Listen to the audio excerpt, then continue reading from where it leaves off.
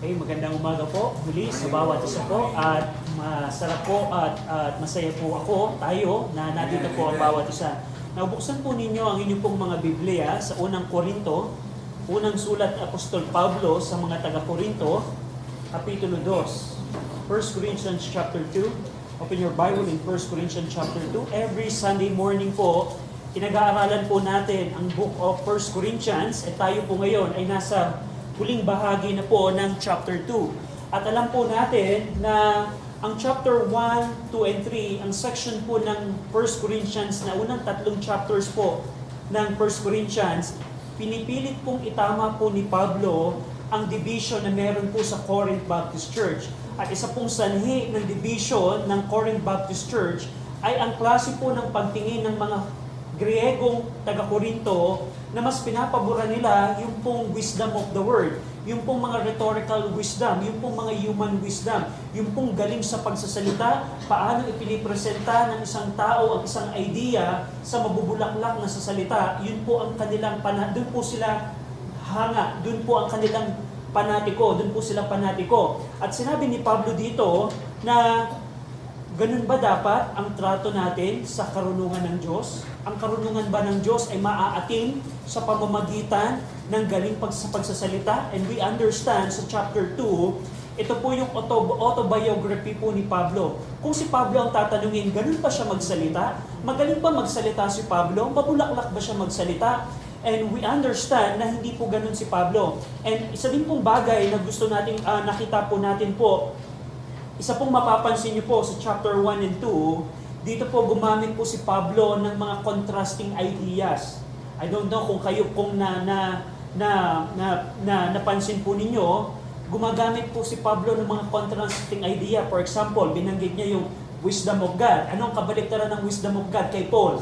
Yung pong wisdom of the word. Napansin natin dito yung tinatawag na foolishness of God. Para sa mga unbeliever, ang mga bagay ng Diyos ay kamangmangan ng Diyos. Pero ano ang opposite ng foolishness of God?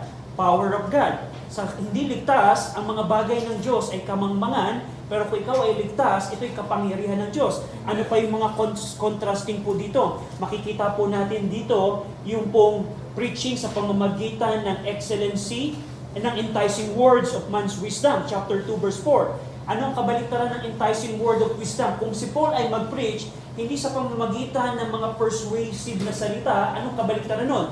Demonstrating of the Spirit and power. So, dito po mong makikita po ninyo yung pong mga contrasting idea, and I count approximately, meron pong 7 to 8 contrasting ideas na ginamit po si Pablo.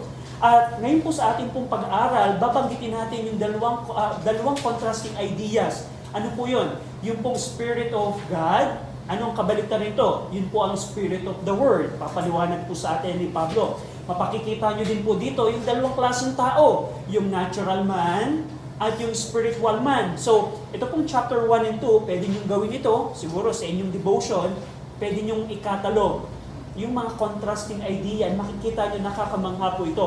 Now, ngayon, ang tanong,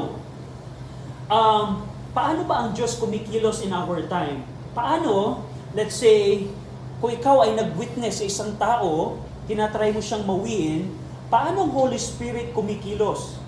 Ang isang nakakalungkot po, akala po ng iba, ang salvation po, halimbawa, you're trying to win, akala ng iba, ang salvation ay nangyayari na parang magic. Na kaibigan, kapag ka binanggit mo lamang yung prayer na ito, ikaw ay masisave. Ganun ba? Ganun ba kumilos ang Diyos? What if yung tao na yon ay iba ang pagkaalam sa Kristo? Yung Kristo na kanyang sinampalatayaan ay Kristo na maitim sa Quiapo. At pag nag-prayer siya ng prayer of acceptance, ligtas na ba siya? What if sinabi natin, kaibigan, alam mo ba na makasalanan ko? Oo, makasalanan ako. Alam ba niya yung kasalanan na according sa Scripture? Alam niyo po ba ang tao hindi alam ang word no? Sin.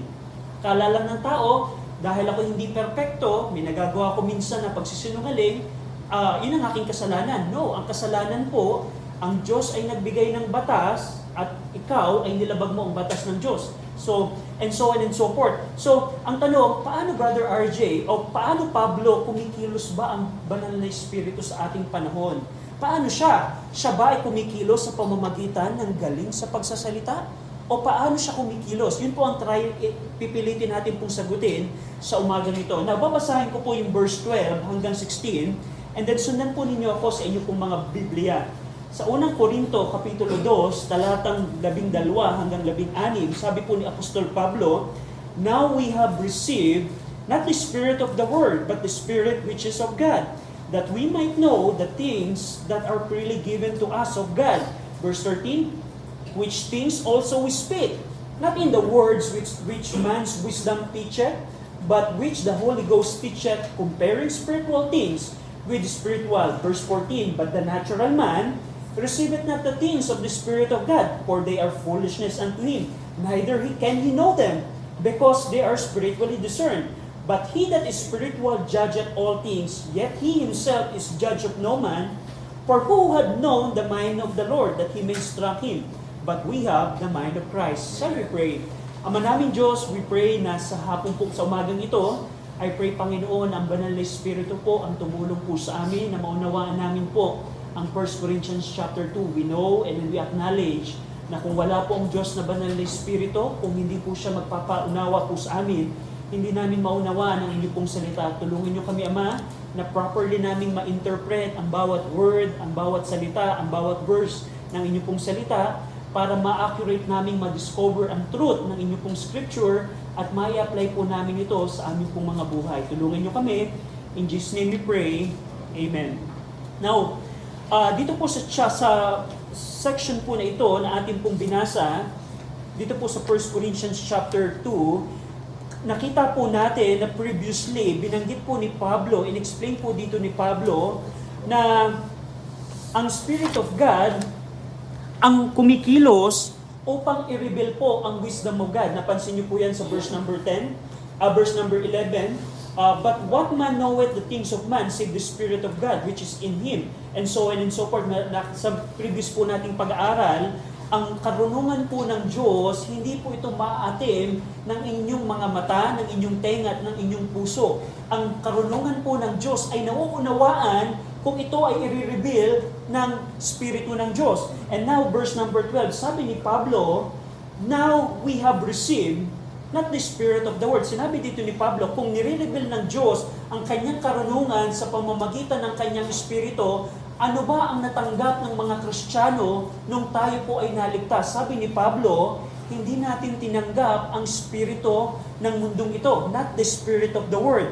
At tanong, Brother RJ, ano ba yung Espiritu ng mundong ito? So tulad ng nabanggit ko po sa inyo, merong contrasting idea ang binabanggit si Pablo dito. Meron pong Espiritu ng Diyos, the Spirit of God, at meron pong Espiritu ng mundong ito. And I'll tell you, ang Espiritu po ng mundong ito ang nangingibabaw sa mundo pong ito. Go over in Ephesians chapter 2. Sa separate letter po ni Paul sa Ephesus Baptist Church, binanggit niya dito yung Spirit of the Word. Ano pang Espiritu ng mundong ito, Pablo?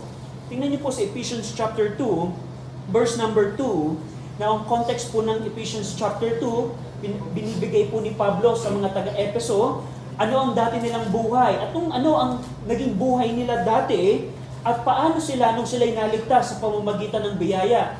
Now, tingnan niyo po sa Ephesians chapter 2, paano yung buhay ng mga taga-Ephesians nung bago sila masave. Ephesians chapter 2, verse 2, "Wherein in time past ye," kayo, mga taga-Ephesus, "ye walk according to the course of this world." Kung paano ang lakarin, kurso ng mundong ito, paano ang mundong ito umiiral, ganun kayo dati. Verse number 2, "According to the princess of the power of the air," kung paano ang gusto ni Satanas, paano ang kagustuhan ni Satanas. Dati, nung kayo hindi saved, Ephesus church member, ganun kayo mamuhay. "And the Spirit that now worketh in the children of disobedience." Ito po yung Spirit of the Word na binanggit ni Paul sa 1 Corinthians 2, na ang mundo pong ito ay meron po itong Espiritu na kumikilos sa mga taong, mga anak ng pasaway, the children of disobedience. Yung pong children of disobedience, ito po yung term ni Pablo na nagpapakita ng isang taong hindi po ligtas. Week after week, day by after day, moment after moment, hindi sumusunod sa Diyos. Children of disobedience. Ito pong spirit of the world, ito po yung nagpapatungkol sa evil and worldly satanic spirit na nag-ooperate po ngayon sa mundo. Ang mundo po natin ngayon ay pinangungunahan po ng spirit of the world. Tingnan po ninyo, paano ang komerso ngayon. Sa mall po, wala na po kayo makikitang dissenting damit. Kung kayo ay bibili ng dissenting damit, saan kayo makakakita? Sa ukay-ukay. Pero kung pupunta kayo sa mall, wala kayong makikitang dissenting damit. Kung kayo ay makikinig ng musika, halimbawa, sumakay kayo ng jeep, anong ipi-play na music doon? Pwede ka bang mag-request, driver, pwede bang pa-request na wag yung wordless song? Hindi ka papakinggan nun. Magpunta ka sa iba-ibang lugar. Kung manood ka ng mga advertisement, manood ka na puro immoral. Yung mga billboard, puro immorality and so on and so forth. Yun po ang spirito ng mundo na nangingibabaw po ngayon sa atin. At sabi ni Pablo, nung tayo, sabi ni Paul, now we have received, Paul, or pronoun we, in-include ni Paul ang kanyang sarili at yung kanyang mga kausap, tinanggap natin, hindi yung spirito ng mundong ito. At kung hindi yung spirito ng mundong ito, sino ba ang tinanggap natin? Sabi ni Paul, not the spirit of the world, but the spirit which is of God. Yung pong spirito ng Diyos. Ito po yung banal na espiritu. Ito po yung Holy Spirit na binanggit ni Paul in the previous verses na nagpapaunawa ng karunungan ng Diyos. Kung ikaw ay ligtas ngayon, meron kang banal na espiritu po. According po sa Ephesians chapter 1, once na ang tao po ay nagsisi at nanampalataya, siniselyuhan po siya ng banal na espiritu. Alam niyo po ba, mga Kristiyano, we are more privileged than the Old Testament saints. Ang lumang tipan po, pag po ang banal na espiritu ay dumadating kay David o kay Saul o sa ibang tao ng Diyos, kung titingnan niyo yung Hebrew word, yun ay nagpapakita na hindi nagdidwell ang Holy Spirit kay David. The Holy Spirit come alongside with David. When the Holy Spirit came, hindi po siya nagdidwell. Kumbaga parang kasama lamang ni David ito, alongside with David or alongside with Samson and so on and so forth. Pero sa bagong tipan po, ang banal na espiritu po, hindi na nagkakam alongside, hindi mo siya kasama alongside, katulad ng Old Testament. Sa ngayon po, nagdidwell ang Holy Spirit sa bawat Kristiyano po. At yun po ang pribilehiyo po natin ngayon. Kung ikaw ay ligtas ngayon, meron kang banal na espiritu. Kaya sabi ni Paul, hindi natin tinanggap ang espiritu ng mundong ito. Sinabi niya, yung nangingibabaw sa children of disobedience na go-operate. Ito yung evil, satanic spirit. At tinanggap natin ang spirito ng mundo. Hindi natin tinanggap ang spirito ng mundo, kundi yung spirito ng Diyos. Ano ang resulta nito? Nung tinanggap natin yung Holy Spirit, kung ikaw ay saved ngayon, ano ang resulta nito? Sabi ni Paul, that we might know the things that are really given to us.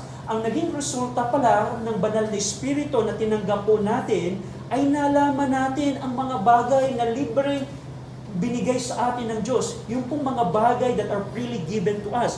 Yung pong salitang freely given to us, hindi lamang ito parang pumunta ka sa grocery store at pagkatapos merong libreng ham, kumuha ka ng ham, ay yun ang freely given. Yung pong Greek word po nito, ito po yung nagpapakita na ibinigay sa atin sa pamamagitan po ng biyaya. Na hindi karapat-dapat nating makuha ang isang bagay, pero dahil ang Diyos po ay mabiyaya, He freely given it to us. Yun po ang strength ng Greek word po nito. Hindi lang ito yung libre. Tandaan nyo na, halimbawa, tulad ng nabanggit ko example, may bagay kang kinuha na walang bayad. Hindi po ito yung ibig sabihin ni Paul. Ang ibig sabihin po nito, ang Diyos ay mabiyaya. Hindi tayo katanggap-tanggap ng mga bagay ng Diyos, pero ibinigay sa atin ng Diyos. Just imagine ang langit. Amen. We don't deserve heaven. We all agree. Wala pong tao ngayon, wala pong tao sa langit ang magsasabi, kaya ako nasa langit dahil magaling ako. Wala po. Hindi natin deserve ang langit, and we don't deserve to study this word. Just imagine. We don't deserve to study this word. Just think about that. Pwedeng gawin na ng Diyos nang nagkasala si Eva at Adan, kalimutan na tayo ng Diyos sa ating mga kasalanan. God can do that. Pero ginawa ng Diyos, minahal tayo at mabiyaya ang Diyos at ibinigay niya ang mga bagay sa atin. At hindi natin mauunawaan pala yung mga bagay na binigay ng Diyos sa atin. Ano to, Brother RJ?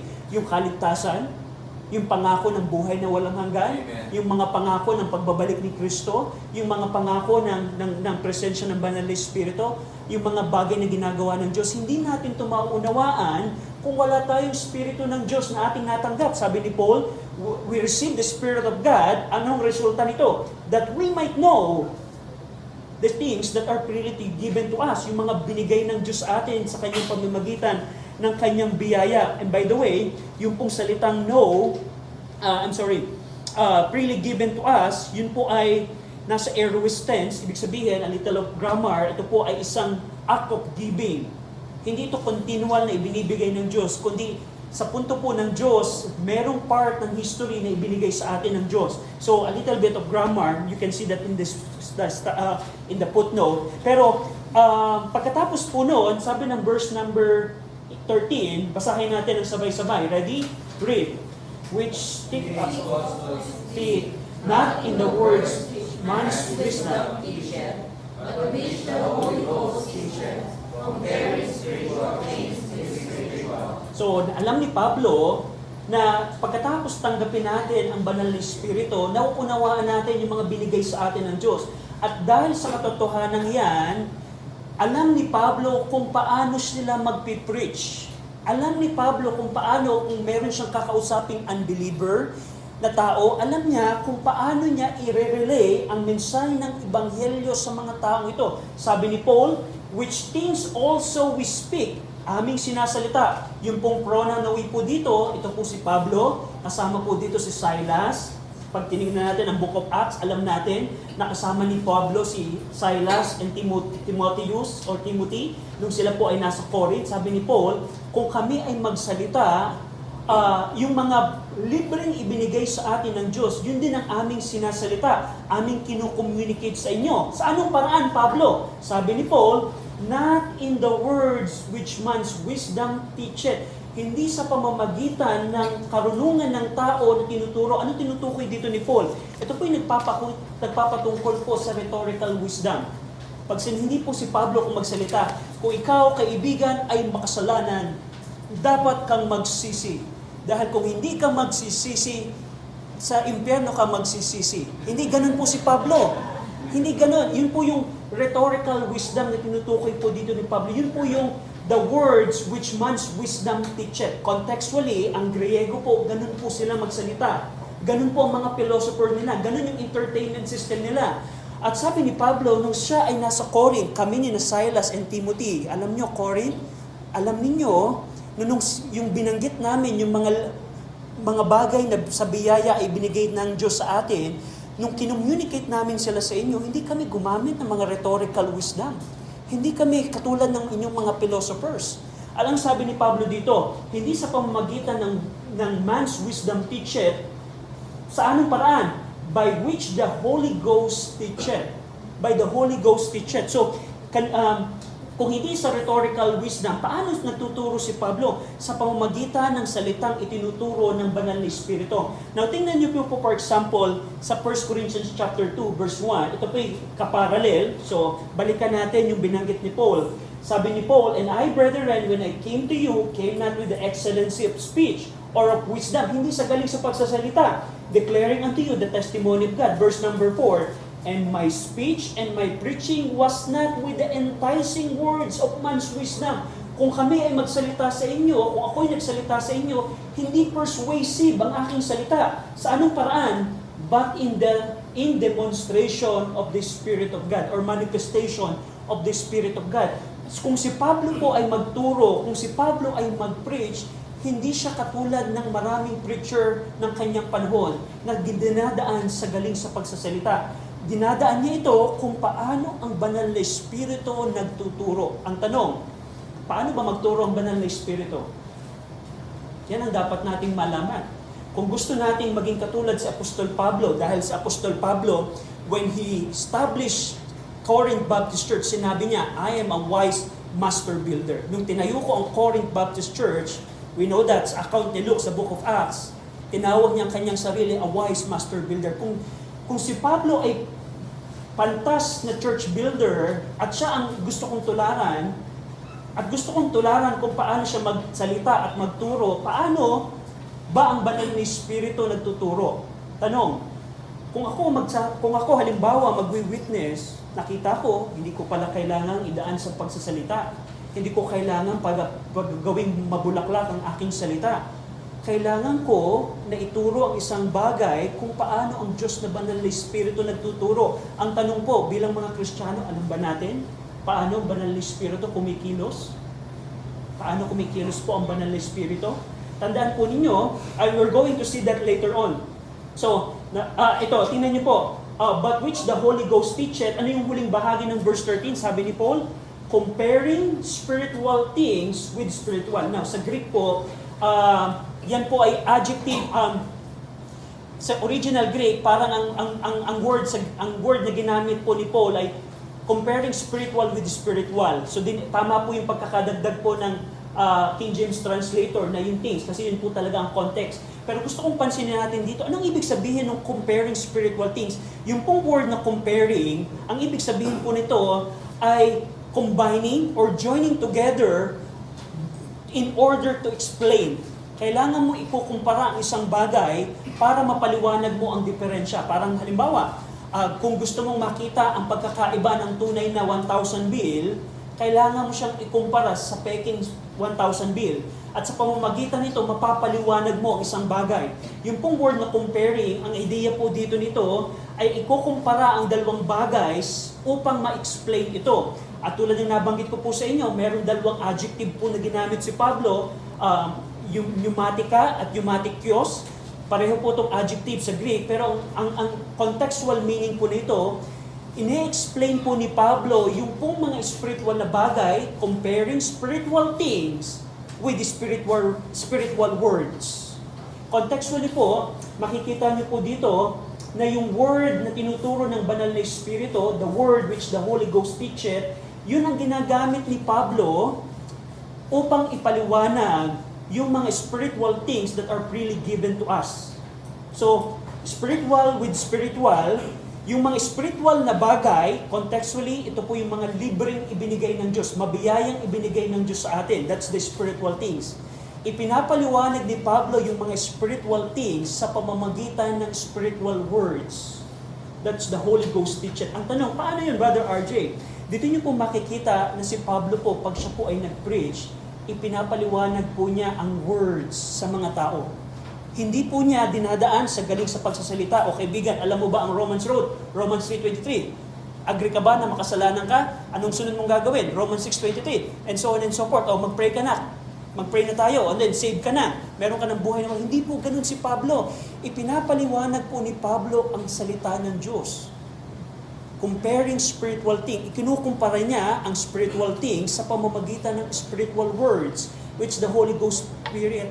Tandaan po ninyo, ang banal na Espiritu po ay hindi po nakakakilos kung wala po ang salita po ng Diyos. Ang trabaho po natin bilang mga witness, bilang mga soul winner, bilang mga preacher of the Word of God, kailangan nating ipaunawa sa tao ang salita ng Diyos. Maunawaan ng tao, ano ba si Kristo? Sino ba si Kristo? Alam ba ng tao ano ang ibig sabihin ng Christ? The word Christ, do you know the word Christ? Saan galing ang word ng Christ? Anong ibig sabihin ng Christ? Messiah, anointed. Alam ba ng tao yun? Halimbawa, may Katoliko kang nahila. O kaibigan, makinig ka dito. Tanggapin mo si Kristo. Sino ba si Kristo? And I'll tell you, sa average na Catholic, hindi nila alam ang si Kristo. Hindi nila alam na si Kristo ang ipinangako ng Diyos in the Old Testament. Genesis chapter 3 pa lamang, ipinangako na ng Diyos na merong magiging tagapagligtas. Through the prophets and so on and so forth, yan po ang Kristo ay inanoint ng Diyos. He is the Messiah. Siya po yung itinakda ng Diyos na maging tagapagligtas. And so forth. Ang trabaho po natin, ipapaliwanag natin ang Word of God upang ang banal na Espiritu po ay makakilos po sa tao. Without the Word of God, hindi po nakakakilos ang banal na Espiritu. Anong tawag ni Paul sa salita ng Diyos sa Ephesians chapter 4 or 5? The sword of the Spirit, which is the Word of God. Amen. Ang banal na Espiritu po, meron po siyang espada. Ang banal na Espiritu ay kumikilos tuwing ang Word ng Diyos ay nauunawaan po natin bilang tao. At yan po ang problema sa maraming churches. Maraming churches po ngayon, dinadaan na lamang sa mga galing sa pagsasalita. Dinadaan sa kwento, dinadaan. Pero ang tanong, nalaman ba ng tao after the service kung ano yung meaning ng words ng salita ng Diyos? At doon po hindi nakakakilos po ang banal na Espiritu.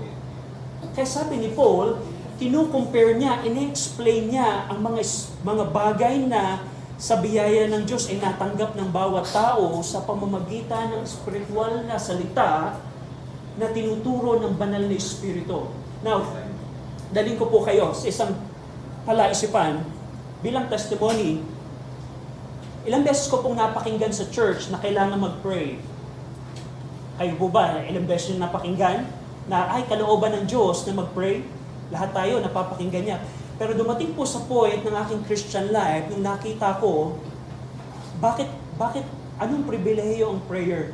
Nung nakita ko sa Word of God, na dahil pala sa ginawa ng Panginoong Kristo sa krus ng Kalbaryo, yung kanyang atoning sacrifice, ako ay tinatanggap na ng Diyos Ama.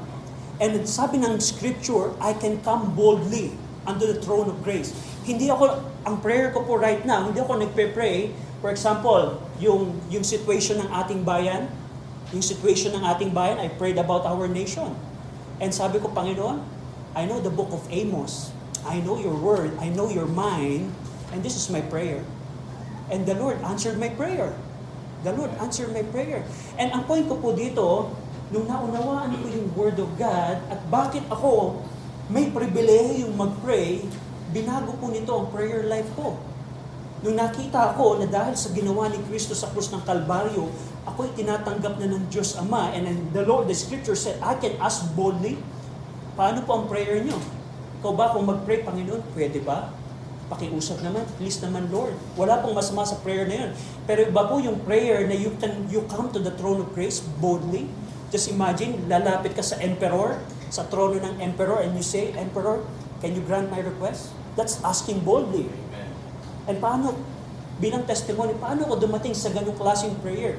When I understand the words and the Spirit use that so that my prayer life would be changed. So, ganun po si Pablo. Kaya makikita niyo po dito si Pablo, hindi niya dinadaan sa kwento. Hindi niya dinadaan sa pagpapatawa. Ipinapaliwanag ni Pablo ang salita ng Diyos upang ang banal na Espiritu po ay makakilos. Bilang application po, whenever we try to witness, whenever we want to help the brethren, halimbawa, kailangan natin ibalik lagi sa Scripture ang tao. Maunawaan ng tao ang Word of God yun lang ang trabaho natin. Yung magbago sa tao, hindi natin trabaho yun. Yung maligtas yung tao, hindi natin trabaho yun. Ang trabaho lang natin, ibigay ang salita ng Diyos sa tao sa pinakamalinaw at pinakasimpleng paraan na mauunawaan ng tao. And pagkatapos nun, hayaan na natin ang banal na Espiritu. Ganun po si Pablo. Kaya I believe Apostle Paul is an expository preacher. And there are a lot of verses that we can see. So, that's verse number 13. Sabi ni Paul, kung kami ay magsalita, hindi sa pamamagitan ng galing at mabubulaklak na salita, kundi kung paano ang banal na Espiritu kumikilos, and so on and so forth.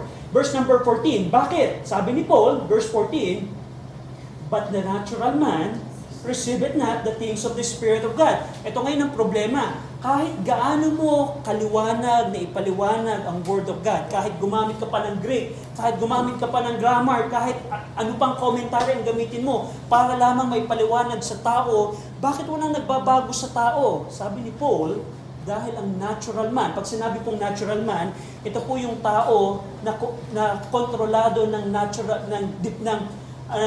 Adamic nature. Ito po yung taong walang spirito ng Diyos. Ito po yung kabaliktaran ng spiritual man.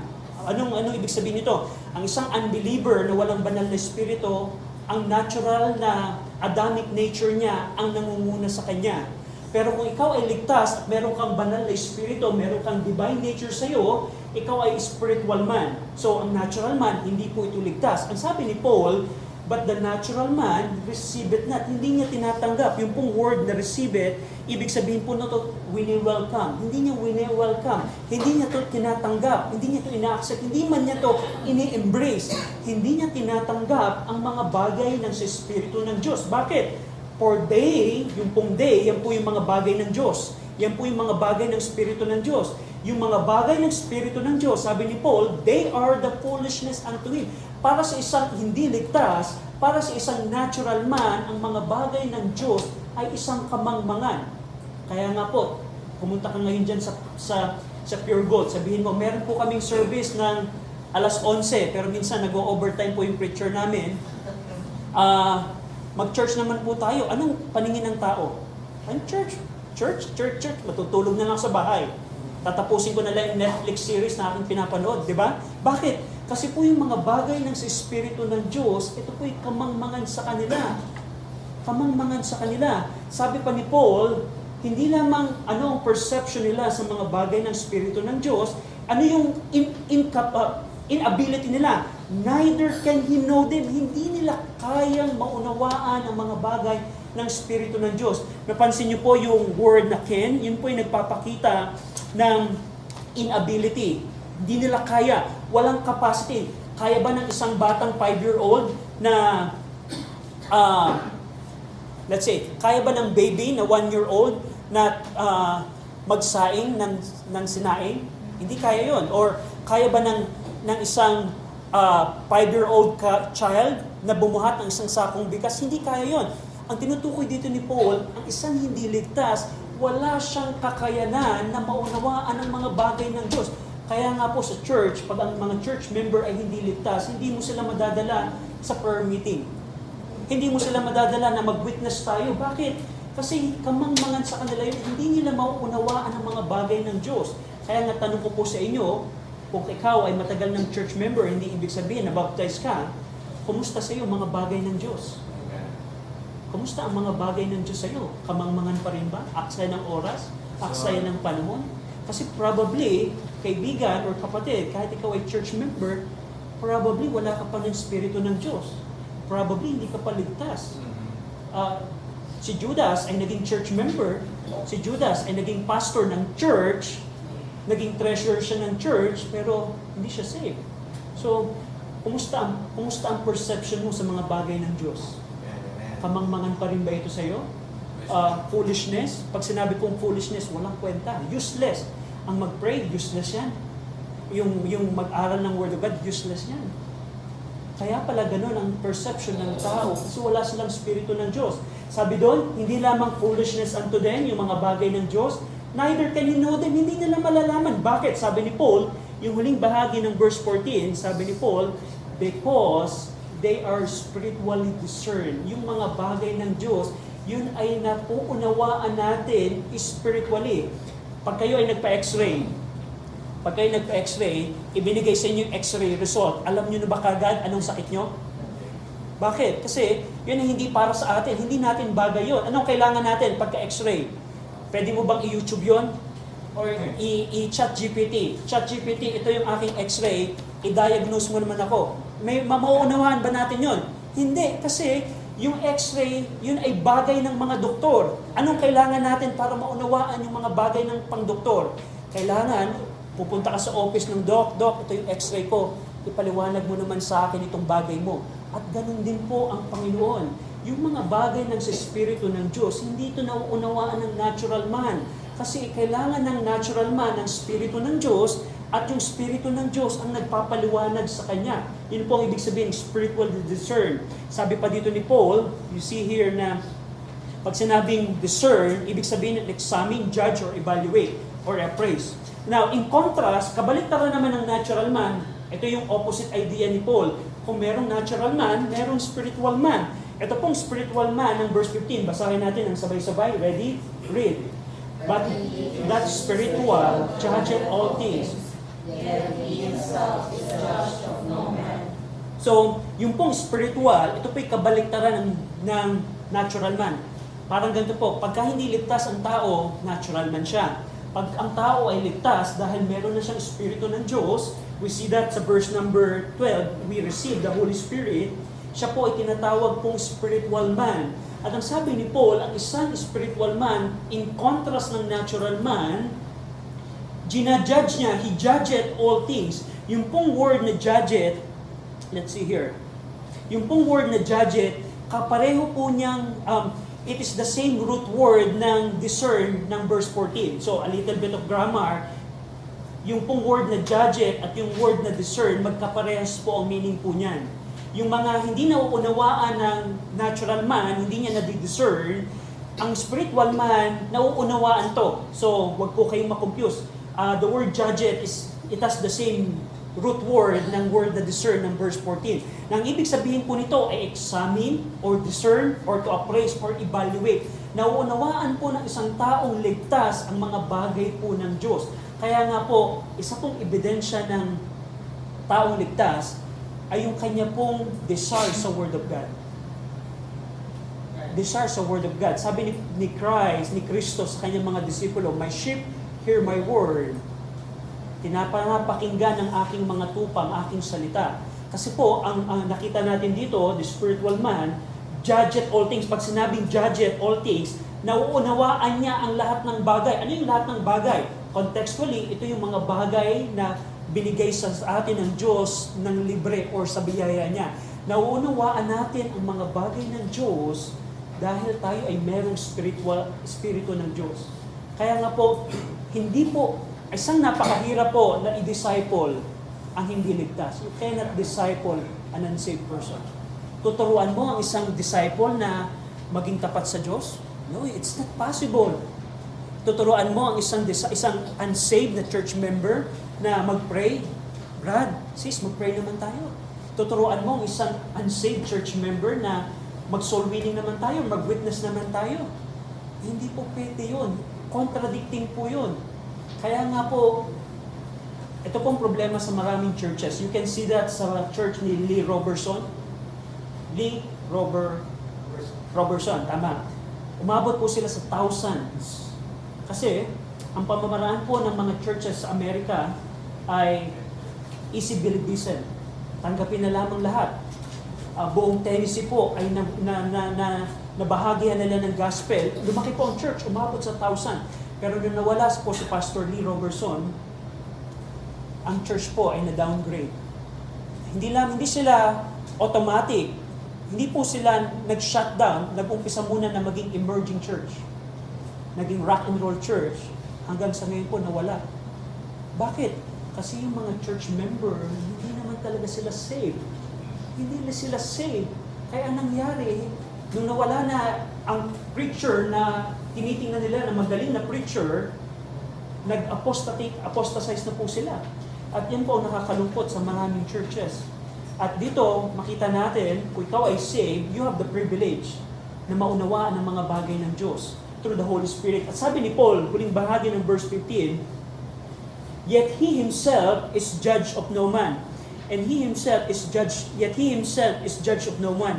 Ang ibig sabihin po nito, yung spiritual man, hindi po siya na-judge. Anong ibig sabihin nito, Brother RJ? Yung pong phrase na to, hindi po ibig sabihin nito na ang spiritual man ay hindi is above correction. Ibig sabihin ba nito, Brother RJ? Kung ako ay spiritual man, hindi na dapat ako itama. Hindi po yun ang meaning po nito. Ang ibig sabihin na ito, ang isang natural man na hindi ligtas, hindi siya competent na ma-evaluate ang isang spiritual man. Kaya nga, di ba, sa inyong magkakamag-anak, hindi maunawaan ng mga tao, bakit ka naglilingkod sa Diyos? Bakit isasakripisyo mo ang buhay mo para sa Diyos? Hindi na ito maunawaan, hindi nila ito ma-judge, hindi nila ma-evaluate. Pag ikaw ay nagsisimba ng church, akala nila ang mga nag-church ay mga walang magawa. Sila yung mga taong hindi busy kasi may inalalaan sila sa oras. Ang church ay hindi lamang po oras. Ang church po ay maghapon po. Hindi nga tayo nagmamaghapon dito. Maraming tao, pag ikaw ay nasa church ng buong araw ng linggo, akala nila sina Brother RJ, mga walang magawa sa buhay. Bakit? Kasi hindi nila ma-evaluate ang natural man, hindi nila ma-evaluate ang mga spiritual man. Yun po ang sabi ni Paul, "Yet he himself is judge of no man." Hindi ma-evaluate, hindi maunawaan ng tao kung ikaw ay spiritual man, hindi ka talaga mauunawaan ng natural man. Yun ang tinutukoy dito ni Paul. At sa verse number 16, gumamit si Paul ng Old Testament passage upang patunayan yung kanyang argument. Sabi ni Paul, let's see here, basahin natin ng sabay-sabay yung verse 16. Ready? Read. For who hath known the mind of the Lord, that he may instruct him, but we have the mind of Christ. So, ginamit po dito ni Paul ang Isaiah chapter 40, verse 13, na nagsasabi, who had directed the Spirit of the Lord or being His counselor hatot. Ang context po ng Isaiah na ito, pinapakita po ni Isaiah sa tanong na wala pong tao ang nakakaalam ng karunungan ng Diyos or nung isipan ng Diyos in such a way na ang tao ang magka-counsel sa Diyos. Ibig sabihin, meron bang tao na alam ang karunungan ng Diyos at siya ang magka-counsel sa Diyos? Diyos, Panginoon, ganito ang gagawin mo kasi alam ko kung ano ang nasa isip mo. Sabi ni Isaiah, imposible yun. Ginawa ni Pablo sa kanyang argument, sa kanyang sulat, kinuha niya yung truth ng Isaiah chapter 40 at in-apply niya to sa kanyang argument. At dito, sa pagkaka-apply ni Paul dito, ipinapakita ni Paul na ang isang natural man, hindi niya rightly ma-judge ang mga bagay ng Diyos at yung spiritual man, kasi nga ang Espiritu ng Diyos ang nagpapaunawa nito. Hindi talaga mauunawaan ng isang unsaved ang isang taong ligtas.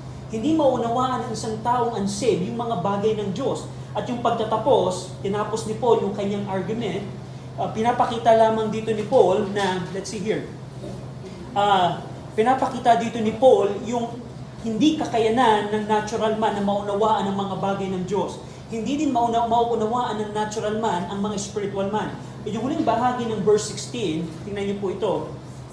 Nagtanong si Paul, for who had known the mind of the Lord that He may instruct him? Sinabi dito ni Paul, yung pong mind of the Lord dito, in-apply niya yung Isaiah 40 sa kanyang argument. At sabi dito, meron bang nakakaunawa ng isipan ng Diyos?